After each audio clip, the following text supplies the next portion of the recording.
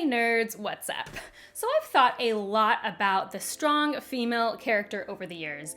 I mean, my very first video on YouTube ever was talking about how much I liked Brandon Sanderson's female characters. It's just kind of a topic I've explored a lot in my thought process. I've thought a lot how there seems to be a disconnect between what women really want to see in their female fantasy characters and what creators think women want to see. And although I've been thinking about this for a while, a lot of my recent conversations about Egwene in particular in the Wheel of Time adaptation has brought a lot of these feelings and thoughts back to the surface, and I thought it was time to discuss them. So today I really want to talk about the strong female character, capital SFC, what that means, how it became a thing, what it should mean, and some case studies. So I'll see you after the jump. Now, I understand there's never going to be a clear consensus about what the SFC is, so these are just my opinions on it. To me, the SFC, as we're talking about it here, has become less of a good way to write female characters and more of just a cliche. All of a sudden, I feel like I've noticed a lot of these strong female characters have the exact same traits, making it just as much almost of a cliche as the damsel in distress was. Let's talk about what some of those traits are. The SFC usually is physically very strong, has superior fighting skills. She rejects typical forms of femininity, and she usually is very sassy or has very good quips, and of course is always fiercely independent. Now on the surface, you might be like, well, what's wrong with that character? And truly nothing. Nothing is wrong with this character. I love a lot of characters that fit this mold, but there's an issue that's deeper than this. There's a couple things missing. The first thing that's missing is flaws. The SFC in some current adaptations of it tends to feel like the only way to be strong is to lack weakness, which is just really bad writing strategy. Usually some of our favorite characters have flaws because that's what makes them relatable and fully formed people, because there aren't perfect people. Of course, that trope is the Mary Sue, which I may explore later, but I do find that getting kind of worked into some of our SFCs. Katniss is the perfect example. Yes, she fits this classic SFC mold. I actually think she was one of the first.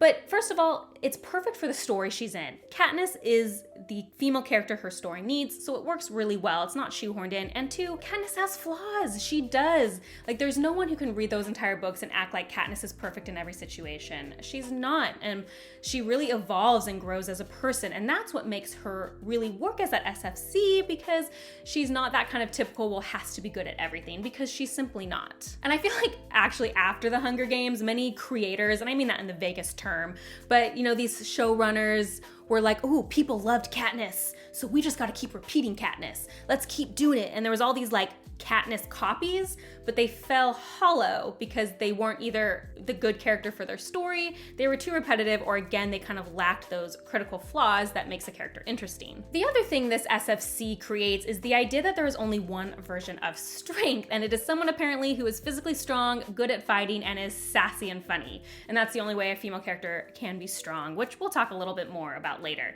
But first, I want to dive into a couple of case studies to better illustrate this point.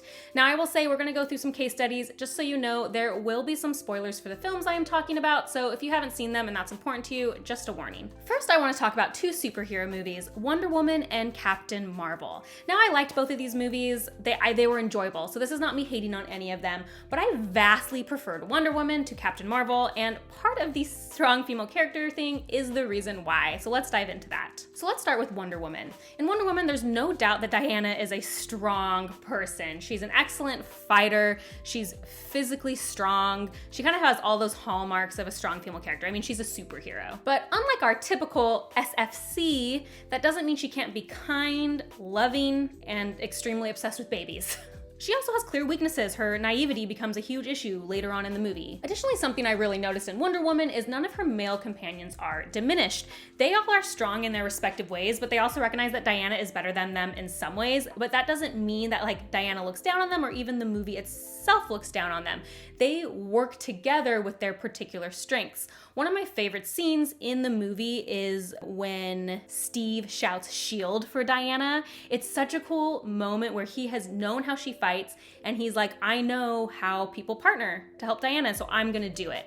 And it neither diminishes either of them. It's them working together, and I think that is such a good scene. Each of the characters in Wonder Woman's allowed to be intelligent, they're allowed to be good at what they individually are good at, and Diana is good at fighting and she's stronger. I mean, you know, she's practically invincible, so they're of course gonna send her out in those certain moments. And I think that's kind of key there. Now let's contrast that with Captain Marvel. So our main character shows all the typical traits of the SFC. She's a good fighter, she's sassy and quippy, and she's fiercely independent. Again, on the surface, there's nothing wrong with that character whatsoever, but there are problems that develop later on, in my opinion, in this movie, and let's analyze that. Carol's strength is often shown by making everyone else around her look like idiots. Like, I'm not gonna lie, obviously her interactions with Nick Fury were very funny, I enjoyed them, but I couldn't help feeling like as I watched it that they had to downplay Nick Fury because they were worried that Carol wouldn't look strong enough if Nick Fury displayed any competence. So it was constantly about her feeling like he was incompetent and having to show that, which again, it was funny. I'm not trying to be like a downer, it's just something I noticed. Additionally, we're shown this dumb freaking clip about how it's like her brother or her dad always told her she couldn't do it. She's in a go-kart and they're like, you can't do it, you can't do it. Look, this clip once is fine, but we had to see that clip like 6 times in this movie. Like, okay, we get it. Like, they were very kind to be like, every man in her life has always put her down. There hasn't been a single one. And it's like, that's fine. That could be a true story, but it starts feeling like you're trying a little too hard to tell us how strong Carol is. You're trying a little too hard to be like, she's the only one who can do anything. There was a distinct flavor of it because they had to nail home that single clip so many times. Like, if they'd shown that clip once, I think it would have been interesting. Showing it 6 times, you're like, okay, we get it. She's a strong female character. Ultimately, it just meant Carol didn't really feel like a complex person to me.